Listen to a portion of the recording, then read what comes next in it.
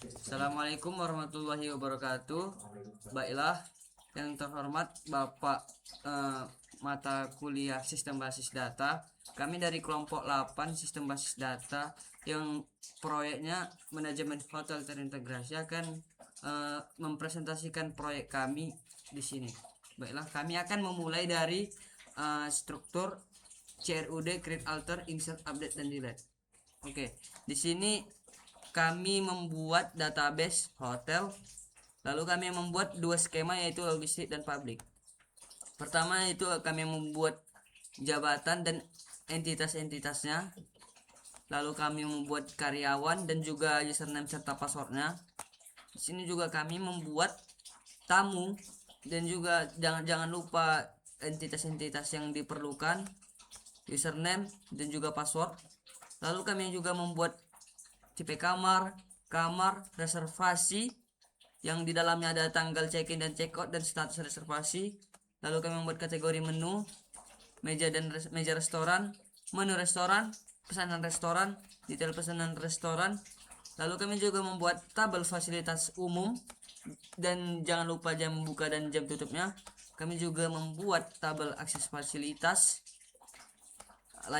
tabel layanan hotel, tabel layanan reservasi, tabel logistik dan inventaris, tabel supplier yang menjadi supplier dari inventaris kami, lalu tabel purchase order, detail PO, pembayaran, invoice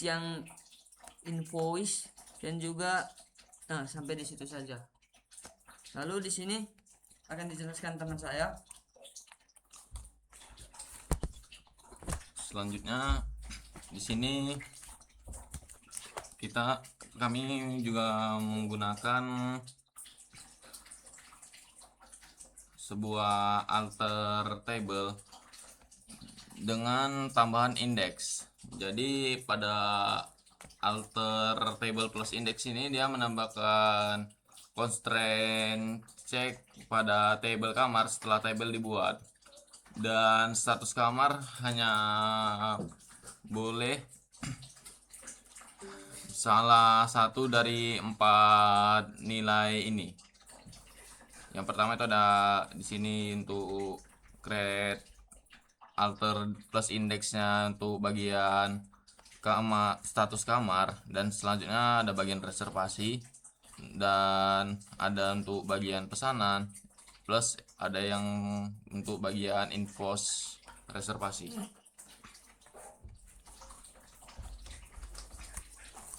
Baiklah, lalu di sini Selanjutnya kita masuk ke bagian function plus trigger. Jadi pada function plus trigger ini dia fungsinya ketika ada reservasi baru atau ada pengguna baru atau tamu baru yang ingin check in, ketika data tamunya itu dimasukkan melalui insert, otomatis trigger akan bekerja dan akan langsung mengaktifkan fungsi pertama, yaitu dia akan mengupdate status kamar dari sebelumnya itu tersedia menjadi terisi. Dan untuk function kedua, dia fungsinya hampir sama. Ketika ada maksudnya ada reservasi yang telah selesai atau dibatalkan, jadi ketika kedua itu terjadi, trigger otomatis aktif dan menjalankan function kedua, yaitu akan mengupdate status kamar dari yang sebelumnya dia terisi menjadi tersedia. Dan untuk selanjutnya pada bagian view akan dijelaskan oleh Rido Robi Pasi. Lalu di sini ketika tamu ingin memesan sebuah kamar, maka di sini juga kami akan membuat invoice, detail dari invoice. Lalu kami akan men-select invoice, ID invoice, dan entitas-entitas lainnya. Nah, pertama itu misalnya tamu check-in, dia akan membayar kamar dan kamarnya itu sebagian masih dibayar sebelum membayar fasilitas-fasilitas lain seperti fasilitas hotel, restoran yang dimana ada nominalnya. Nah, lalu kita langsung saja untuk mempersingkat waktu, eh, tabel-tabel berikut hanya membuat laporan-laporan lengkap yang diambil dari ID reservasi, nama tamu dan lain-lainnya. Oke, baiklah. Di sini kami akan masuk ke insertnya. Di sini ada insert jabatan. Jabatan di sini kami sementara hanya memakai resepsionis. Ya, berikut adalah, dan resepsionis itu kami juga membuatnya sebagai karyawan yang merupakan nama-nama dari kelompok kami sendiri, yaitu Nabil, Mutiara, Sevin, Rido, dan Nela. Kami juga sebelumnya akan menjelaskan tabel-tabel dari jabatannya yang akan dijelaskan teman saya. Oke, untuk penjelasan tabelnya, di sini yang pertama ada bagian create tabel jabatan. Jadi pada tabel jabatan ini dia akan menyimpan posisi staf, resepsionis, dan manajer plus kasir. Selanjutnya untuk bagian tabel karyawan, dia akan menyimpan data staf hotel sekaligus akun login aplikasi di bagian Java. Untuk bagian tabel tamu, di sini dia terdapat data untuk jenis kamar, yaitu kamar standar, deluxe, dan tipe-tipe kamar lainnya. Dan selebihnya untuk bagian kamar hampir sama semua. Dia menyimpan data dari bagian kamar. Dan selanjutnya langsung kita masuk ke bagian tabel reservasi. Untuk tabel reservasi, dia di sini menyimpan data transaksi, tanggal check-in, check-out, dan selanjutnya akan dijelaskan oleh Ridho Pasi.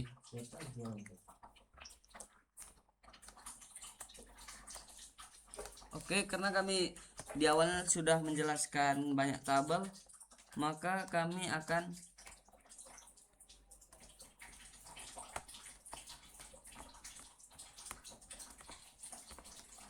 menjelaskan select.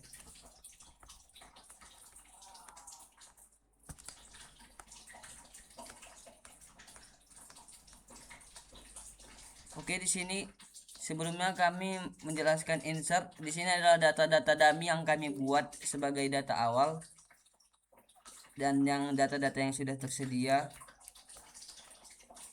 Bisa dilihat seperti data tamu, data supplier, data logistik, dan lain-lainnya. Di sini juga kami membuat kamar inventaris yang di dalamnya ada ID kamar, ID barang, dan jumlah yang terpasang. Ya, seperti yang kami sampaikan sebelumnya, di sini adalah data-data dummy yang dimana untuk mengisi kekosongan data-data yang diperlukan. Oke, langsung saja kita akan mengetes setiap tabelnya. Di sini kami akan mengetes. Saya akan mengetes dari jabatan hingga detail layanan restoran. Di sini kita lihat berhasil berjalan.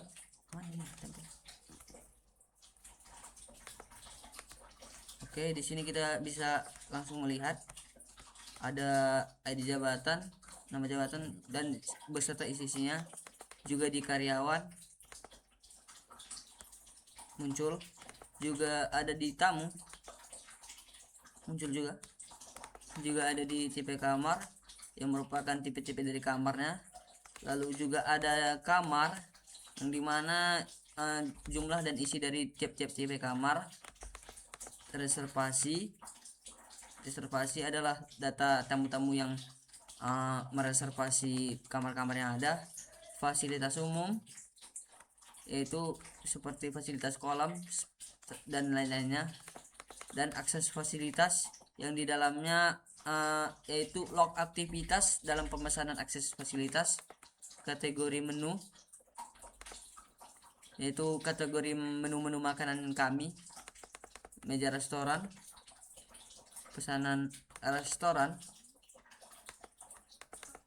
menu restoran yaitu menu-menu yang ada di restoran hotel, pesanan restoran yaitu riwayat pesanan, detail dari setiap pesanan restoran, Dan selanjutnya akan dijelaskan teman saya.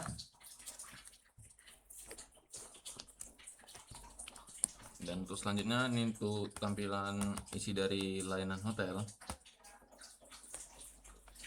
Di bagian layanan hotel ini yang untuk bagian laundry, antar jemput, dan layanan hotel lainnya. Dan selanjutnya data pada bagian detail layanan reservasi. Dan di sini dia akan menyimpan data-data layanan reservasi yang telah dilakukan seperti tanggal dan waktunya. Dan untuk selanjutnya bagian tabel logistik.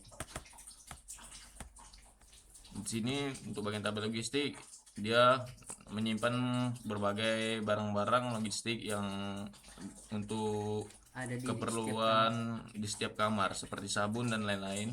Dan selanjutnya untuk bagian kamar inventaris,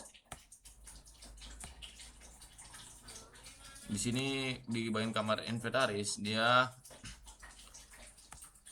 menyimpan bagian kamar dan barang dan juga bagian jumlah yang terpasang. Untuk bagian supplier, di sini bagian supplier dia menyimpan data untuk supplier barang dan juga nama-nama supplier baru inventory-nya.